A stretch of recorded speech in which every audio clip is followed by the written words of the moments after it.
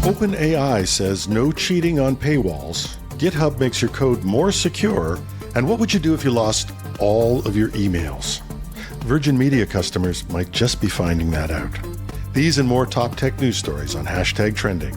I'm your host, Jim Love, CIO of IT World Canada and Tech News Day in the US. Today, we're diving into a chilling trend that's been terrorizing innocent people across the US. It's called swatting. You picture this. You're at home enjoying a quiet evening when suddenly a SWAT team storms your house, guns drawn, believing there's a bomb threat or a hostage situation. But it's all a hoax, a cruel prank known as swatting. This is the terrifying reality for author Patrick Tomlinson and his wife Nikki Robinson, who have been swatted over 40 times at their Milwaukee home. But there is a glimmer of hope. The FBI is stepping up its game to combat this growing menace. They've launched a national online database to facilitate information sharing between hundreds of police departments and law enforcement agencies across the country. This effort aims to provide a comprehensive picture of the swatting problem on a national level. Now, swatting's not just a prank, it's a dangerous act that can have deadly consequences. In 2021, Mark Herring died of a heart attack during a police response to his Tennessee home caused by a fraudulent report of a shooting. The rise of swatting is fueled by technology that can mask a caller's real voice, their phone number or IP address, and make their false reports sound more credible. The FBI hopes their new centralized database will help them get a grip on what is a national problem. So next time you're scrolling through Twitter, remember, a casual tweet could make you a target of online trolls. In a surprising turn of events, OpenAI has temporarily disabled the Browse with Bing, who makes these names up, beta feature on its chatbot, ChatGPT. This feature, designed to enhance search experience, was launched exclusively for ChatGPT Plus subscribers. However, it seems that users found a way to exploit this feature to bypass paywalls on various sites.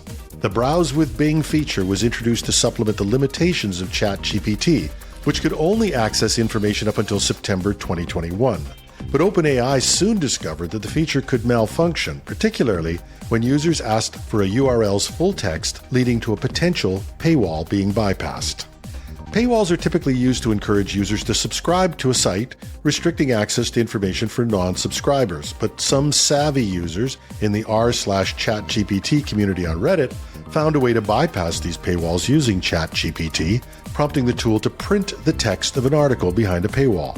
OpenAI has disabled the feature as of July 3, 2023, out of caution and respect for content owners. The company is working to bring back the beta feature as quickly as possible, but it remains unclear when this will happen and what changes will be made to prevent such misuse in the future.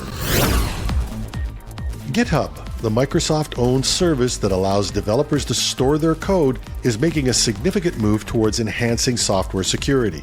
The company is leveraging generative AI to help developers write more secure code from the get-go, aiming to reduce the number of network vulnerabilities that hackers often exploit. Last year, GitHub launched a generative AI-enabled tool, GitHub Copilot, was designed to bridge the knowledge gap among developers about secure coding practices.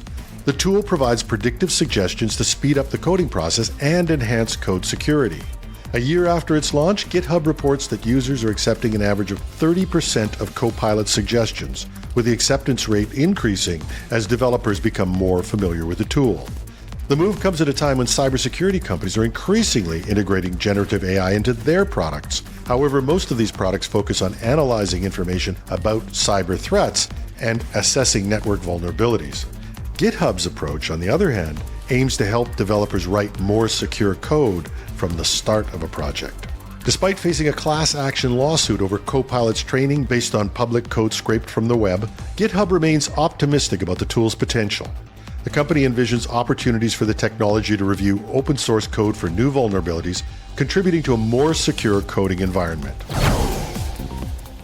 Meta Platforms, the parent company of Instagram, is set to launch a new microblogging app called Threads.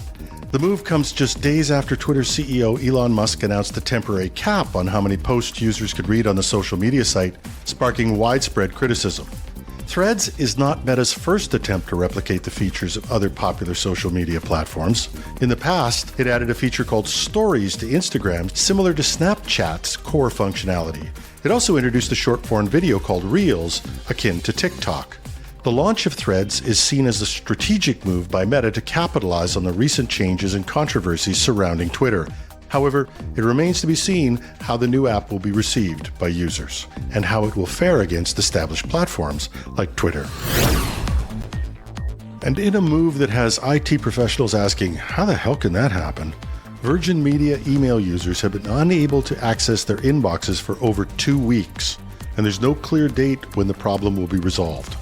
The issue started on June 19th, and while Virgin Media has stated that all users can now send and receive emails, some are still unable to access messages from before the disruption.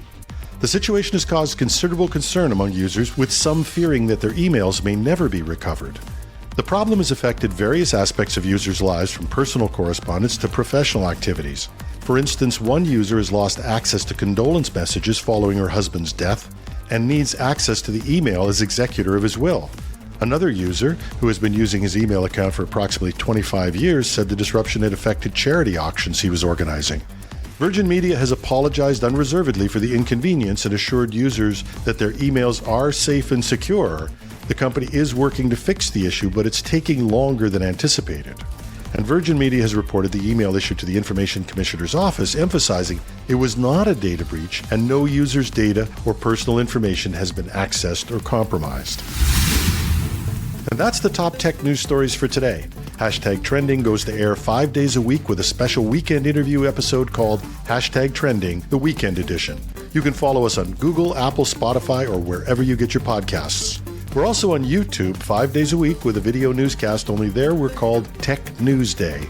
And if you're there, please check us out. Don't want to say smash the like button, but we could use a few likes on them. If you want to catch up on more news quickly, you can read these stories and more at technewsday.com and on itworldcanada.com on the homepage. We love your comments, and you can find me on LinkedIn, Twitter, on our Mastodon site, technews.social, where I'm at @TheRealJimLove, or if that's just too much to remember, just go to the article at itworldcanada.com/podcasts, and you'll find a text version with additional links and references. Click on the X if you didn't like it, the check mark if you did, and tell us what you think. I'm your host, Jim Love. Holiday's over. Don't you find short weeks are so long? Have a happy hump day.